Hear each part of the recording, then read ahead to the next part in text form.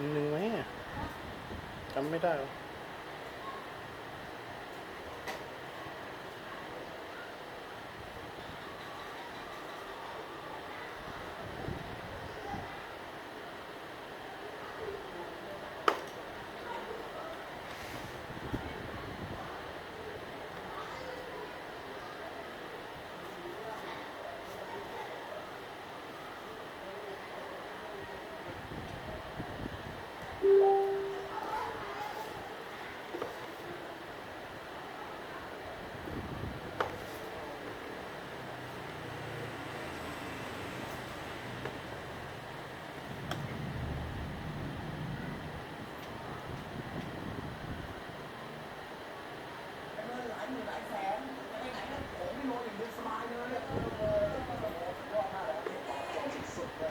ความรู้สึกจากคุณผู้ชมในห้องส่งดีกว่าค่ะเป็นยังไงบ้างคะ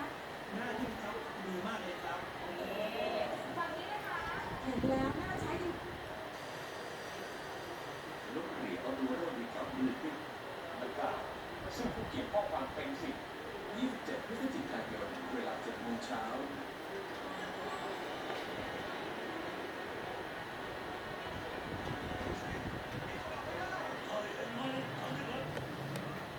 บอกว่าคุณอ๋องน่ะบอกว่าจะให้400,000ไปรับสารภาพกับตำรวจจับเสร็จเอกสารรับราชการที่เขาพาไปบริการนั้น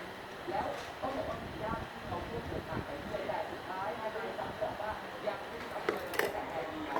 มีเพียงค่าบริการในการเดินทางแค่บางส่วนเมื่อถ้าทำผิดและมีปัญหาก็ยอมรับกับสิ่งที่ทำแล้วก็รอให้การตามความเป็นจริงทุกสิ่งทุกอย่างทำเสียงได้ทุกอย่าง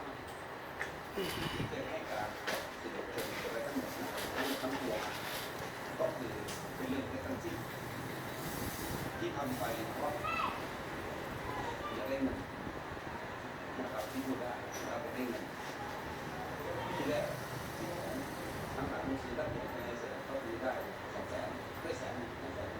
นะครับทั้งหมดทั้งสิ้นคือไม่ใช่เงินทั้งสิ้นเป็นร่างเรื่องที่3เรื่องที่3โดย